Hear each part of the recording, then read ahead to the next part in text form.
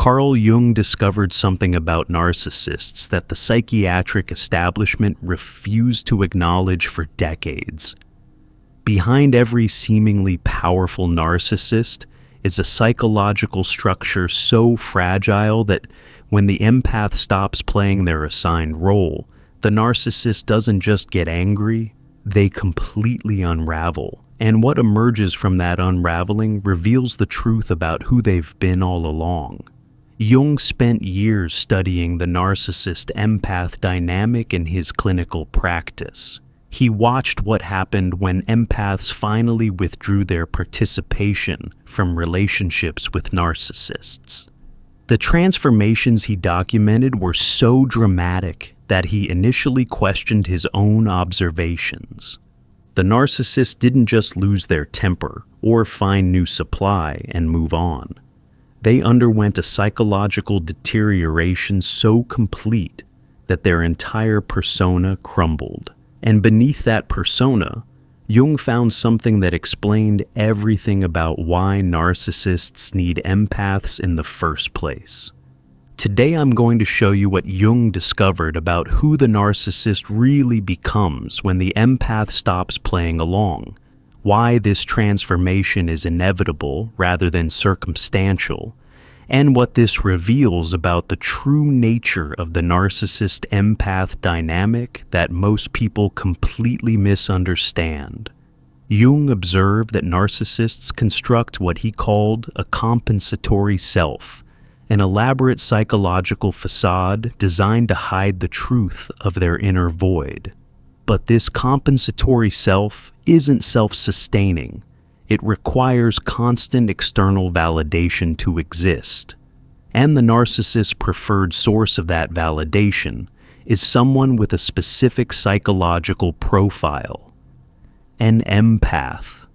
The empath serves a function in the narcissist's psychological economy that goes far beyond typical relationship roles. They're not just a partner or friend or family member. They're the structural support, keeping the narcissist's entire false reality from collapsing in on itself. Jung documented that most people fundamentally misunderstand what happens when an empath stops playing along. They think the narcissist gets upset temporarily, finds someone new, and life continues. They think the narcissist was never really attached anyway. They think the narcissist barely notices the empath's absence beyond losing a source of supply. But Jung found something completely different. When an empath truly withdraws, not just physically but energetically and psychologically, the narcissist undergoes a transformation that exposes the terrified child beneath the grandiose mask. And that exposure is both inevitable and irreversible once the empath has genuinely detached. The first thing Jung observed was what he called the panic phase. The moment the narcissist senses the empath is genuinely done, something shifts in their nervous system. They can feel it before the empath even says anything. The energetic withdrawal triggers an alarm in the narcissist's psyche that their entire psychological structure is under threat. This isn't because they love the empath in any conventional sense. Jung was clear about this. The narcissist has never actually seen the empath as a separate person with their own needs and reality. The narcissist has only ever related to what the empath does for them. But what the empath does for them is everything. The empath is the audience that confirms their grandiosity, the emotional container that processes feelings the narcissist can't tolerate, the mirror that reflects back an image the narcissist can live with, the stabilizing force preventing their inner emptiness from consuming them. When that stabilizing force begins to withdraw, the narcissist panics. And panic makes them do things they've never done before in the relationship. Jung documented this pattern so consistently across his patients that he could predict what would happen next. The narcissist suddenly becomes everything the empath had been begging them to be for months or years. They're attentive, they're vulnerable, they're accountable. They acknowledge problems they previously denied existed. They take responsibility they've never taken before. They promise change. They show up emotionally in ways that seem impossible given who they've been. To outside observers, and especially to the empath, this looks like a breakthrough. Finally, the narcissist is capable of growth. Finally, they see what they've been doing. Finally, the relationship might become what it was supposed to be. But Jung was adamant. This isn't growth. It's survival instinct. The narcissist hasn't changed. They've simply realized their usual tactics aren't working, and their false self is mobilizing every resource available to prevent its dissolution. Jung found that empaths in this stage experienced profound confusion. The person who had been emotionally unavailable for the entire relationship was suddenly present. The person who dismissed every concern was now validating feelings. The person who never apologized was suddenly taking full responsibility. Maybe they'd been wrong to give up. Maybe the narcissist was capable of the connection they'd been craving. Maybe this was the turning point they'd been hoping for all along.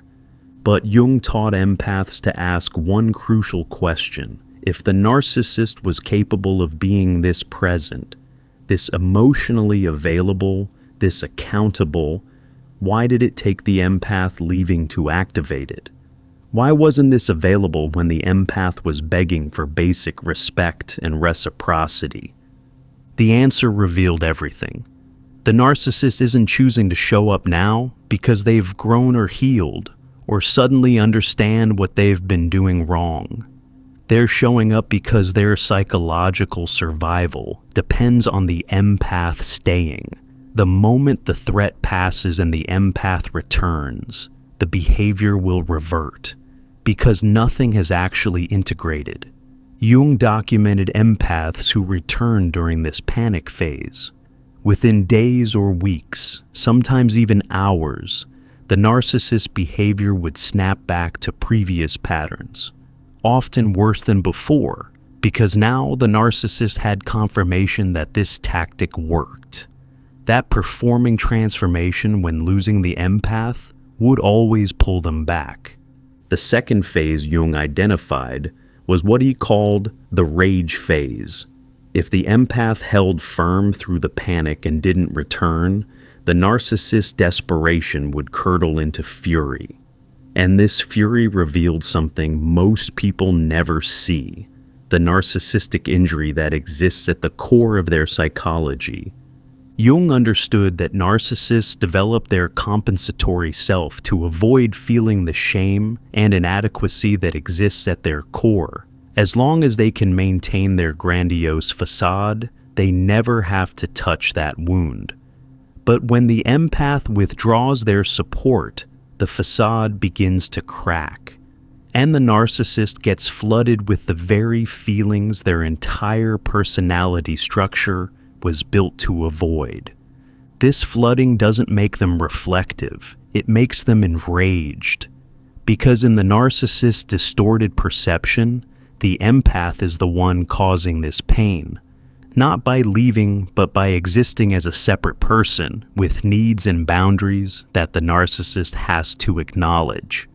Jung observed that the rage phase manifested in specific ways. The narcissist would begin a campaign of what he called character assassination. Unable to face their own shame, they projected all their darkness onto the empath and then attacked the empath for possessing those qualities. If the narcissist was manipulative, they'd tell everyone the empath was the manipulator.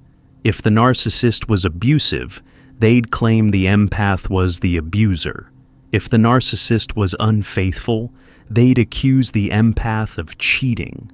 The projection was so consistent that Jung concluded it was completely unconscious. The narcissists genuinely believed their own accusations. They weren't deliberately lying, though the effect was the same. They were perceiving their own shadow in the empath and reporting that perception as objective reality. Unable to integrate their own darkness, they saw it in the person who had withdrawn their light. Jung found this phase particularly devastating for empaths because they watched the narcissist successfully rewrite history. Mutual friends believed the narcissist's version of events. Family members questioned the empath's account. The empath's reputation was systematically destroyed, while the narcissists remained intact.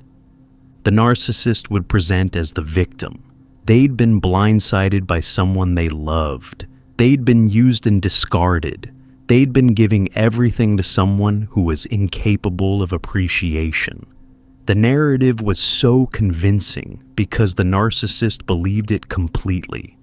Jung observed that narcissists in the rage phase also engage in what looked like moving on quickly. They'd find new supply almost immediately. They'd post about how happy they were. They'd make sure the empath knew they were doing better than ever without them. But Jung saw through this performance. The narcissist wasn't moving on. They were desperately trying to rebuild their false self as quickly as possible. The new supply wasn't a genuine connection. It was a replacement support structure. And the happiness wasn't real. It was a defense against the emptiness that was threatening to consume them. He noted that empaths often felt crushed watching the narcissist apparently thrive without them. It confirmed their worst fear, that they were the problem, that the narcissist was capable of healthy relationship, just not with them, that they weren't enough to motivate the change they'd been hoping for. But Jung would remind empaths that what they were witnessing was theater. The narcissist's false self was working overtime to project an image of strength and happiness. Meanwhile, beneath that performance, the narcissist was falling apart. The third phase Jung documented was the most revealing of all. He called it the disintegration phase. If the empath maintained complete no contact through both panic and rage, the narcissist eventually exhausted their psychological resources. They couldn't maintain the false self without the empath's support, and they couldn't rebuild it effectively with new supply because the wound had been exposed. Jung observed that this disintegration happened slowly, then all at once. The narcissist would show increasing signs of instability, difficulty maintaining their public persona, erratic behavior that confused people who'd only seen the polished version, visible deterioration in their presentation and functioning.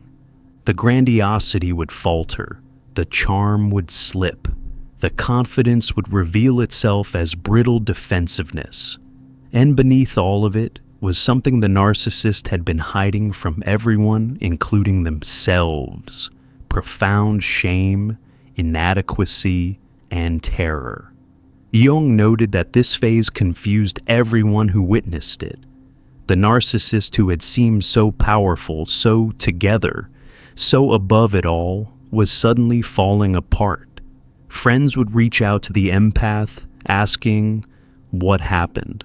What did you do to them? They're not themselves anymore." But Jung would correct this perception.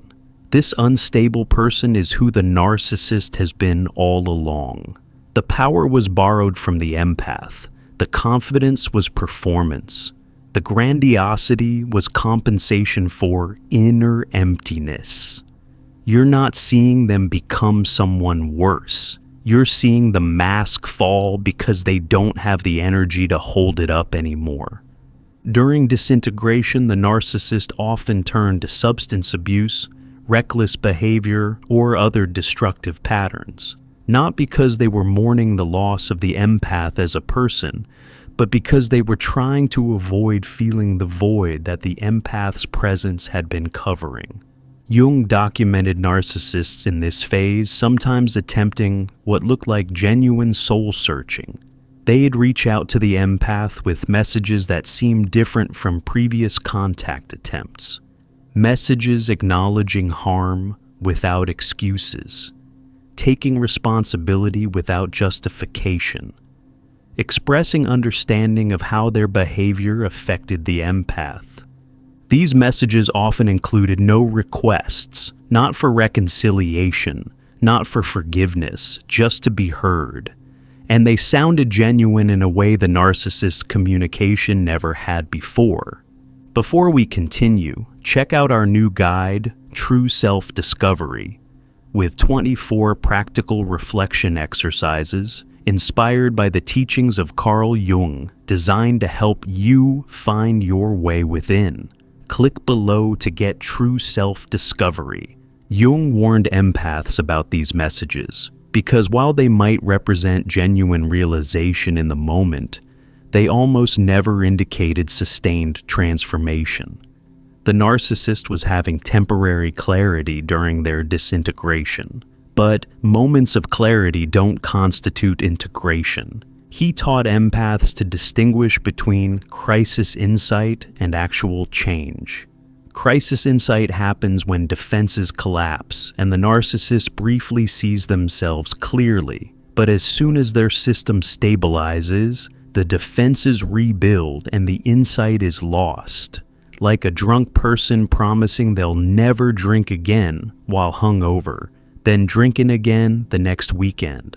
Actual transformation requires sustained therapeutic work, consistent self-reflection, willingness to sit with unbearable discomfort for extended periods, and fundamental restructuring of the personality. Jung found that fewer than 5% of narcissists were willing to do this work. Most prefer to stabilize as quickly as possible and rebuild some version of their false self. They'd find new supply, establish new relationships based on identical patterns, and convince themselves this time would be different. The only difference was they'd be more paranoid, more controlling, more desperate to prevent another collapse. Jung observed something crucial during the disintegration phase. The narcissist would cycle through all three phases repeatedly, sometimes within the same day. Panic would shift to rage, would shift to disintegration, and back to panic, because their psychological structure was in complete chaos without the stabilizing force of the empath. This cycling could last months or even years, depending on how dependent the narcissist had become on the specific empath. Jung noted that the longer the relationship, the more severe the disintegration, because the narcissist had built more of their false self around the empath's participation. Throughout all three phases, Jung identified a pattern that explained the entire dynamic. The narcissist wasn't missing the empath as a person. They couldn't miss the empath as a person because they'd never actually perceived the empath as a separate person with their own reality. What the narcissist was experiencing was the loss of function. The empath had functioned as their emotional regulator, their reality anchor, their shame shield, their grandiosity confirmer. When those functions disappeared, the narcissist's entire psychological system went haywire. Jung found this truth devastating for empaths to accept. You'd given your authentic self to someone who was incapable of perceiving authenticity. You'd loved someone who couldn't love you back because they couldn't see you as separate from their needs. You'd invested years in what you thought was a mutual relationship, only to discover you were a psychological appliance being used to maintain someone else's illusion. But Jung also found this truth liberating, because it meant the empath could release all guilt about the narcissist's deterioration. You didn't cause their disintegration by leaving. You revealed that they were already disintegrated by withdrawing the support structure that was hiding it. The narcissist's collapse isn't evidence that they needed you or loved you or that you were special to them. It's evidence that their entire personality structure was unsustainable without constant external validation. They were always one withdrawal away from falling apart. You just happened to be the person whose withdrawal triggered it. Jung observed that empaths who fully internalized this shifted completely. They stopped feeling responsible for the narcissist's well-being. They stopped wondering if staying might have helped. They stopped questioning whether the narcissist could have changed if they'd just been more patient, more understanding, more something. They recognized that the narcissist's trajectory was set long before the empath arrived. Childhood trauma, attachment wounds, developmental failures, these created the narcissistic structure. The empath didn't cause it and couldn't cure it. The empath was just recruited to maintain it for a while. Jung's ultimate insight about who the narcissist becomes when the empath stops playing along was this: they become visible. Not different, not worse, not broken by the empath's departure, just visible for who they've always been beneath the performance. The panic reveals their desperation and lack of genuine emotional capacity. The rage reveals their inability to tolerate being seen as anything less than perfect. The disintegration reveals the void that narcissism was constructed to hide. None of these phases show the narcissist changing. They show progressive failure of defenses that were concealing the narcissist's actual psychological state. Jung emphasized that understanding this doesn't require forgiving the narcissist or feeling compassion for their suffering. The narcissist's childhood trauma might explain how they became this way, but it doesn't excuse the harm they caused or obligate you to help them heal. You can understand that beneath the narcissist's grandiosity is a wounded, terrified child, and still maintain that this person is dangerous to your well-being. You can recognize their pain as real and still prioritize protecting yourself from their behavior. These positions aren't contradictory, they're wisdom. The narcissist's potential journey toward healing has to happen without you, because as long as you're available to prop up their false self, they have no motivation to face what's underneath. Your presence prevents their reckoning. Your absence creates conditions where transformation becomes possible, though far from guaranteed. Jung documented that some narcissists eventually use their disintegration as a catalyst for genuine change. Years after the relationship ended, after multiple cycles of panic rage disintegration with different partners, they'd hit a bottom where maintaining the false self became more painful than facing their actual wounds. They'd enter serious therapy. They'd do the brutal work of integration. They'd slowly build something more authentic than the compensatory structure they'd been operating from, and they'd eventually become different people, more genuine, more humble, more capable of actual relationship. But Jung was clear about two things. First, this transformation was rare. Most narcissists never did the work. They cycled through the same patterns with different people until they died, always convinced the problem was everyone else. Second, even when transformation happened, it almost never benefited the empath who originally left. By the time the narcissist was genuinely different, years had passed. The empath had healed, moved on, built a new life. And Jung found that genuinely transformed former narcissists understood they had no right to re-enter that empath's life. If they reached out at all, it was without expectation, a simple acknowledgement of harm, an expression of gratitude for whatever good had existed, an honoring of the empath's choice to have no contact. These communications didn't ask for anything, because the transformed person understood they'd forfeited the right to ask. But Jung stressed, this level of transformation was the exception, not the rule. Most narcissists who seemed to transform had simply learned to hide their patterns more effectively. They'd become more covert in their manipulation, more sophisticated in their exploitation, better at performing the appearance of change without actually changing. So, if a narcissist returned after apparent transformation, Jung advised extreme skepticism, not cynicism, but healthy doubt.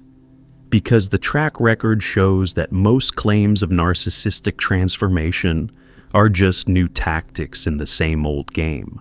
If you're an empath who's stopped playing along with a narcissist and you're witnessing their unraveling, Jung would tell you this: what you're seeing isn't your fault, isn't your responsibility, and isn't a reason to return. The narcissist's collapse is the natural consequence of a psychological structure that was never sustainable in the first place. You didn't break them by leaving. You revealed that they were already broken by removing the scaffolding that was hiding it. And the person you thought you were in a relationship with never actually existed.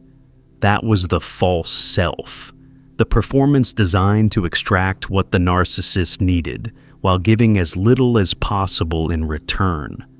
The real person beneath the performance is collapsing now because they don't have your support anymore. Let them collapse. That collapse is the only chance they have at potentially building something authentic eventually. Your return would only delay the inevitable and cost you more years of your life. Jung would remind you that the narcissist's transformation, should it ever happen, is not your concern. You're not abandoning someone in crisis. You're withdrawing from a dynamic that was destroying you to maintain someone else's illusion. That's not cruelty. That's self-preservation. The guilt you feel watching them fall apart is evidence of your empathy, not evidence that you should return.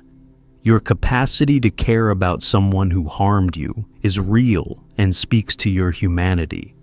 But that capacity doesn't obligate you to sacrifice yourself. You can care about their suffering from a distance while maintaining the boundaries that protect your peace. What the narcissist becomes without you is ultimately less important than what you become without them. Because for the first time in the relationship, you get to exist as yourself rather than as a function in someone else's psychological machinery. You get to discover who you are when you're not constantly managing someone else's false self. That discovery is worth protecting, even if the narcissist is genuinely suffering, even if they're truly falling apart, even if part of you still wants to help, because the help you'd offer wouldn't heal them.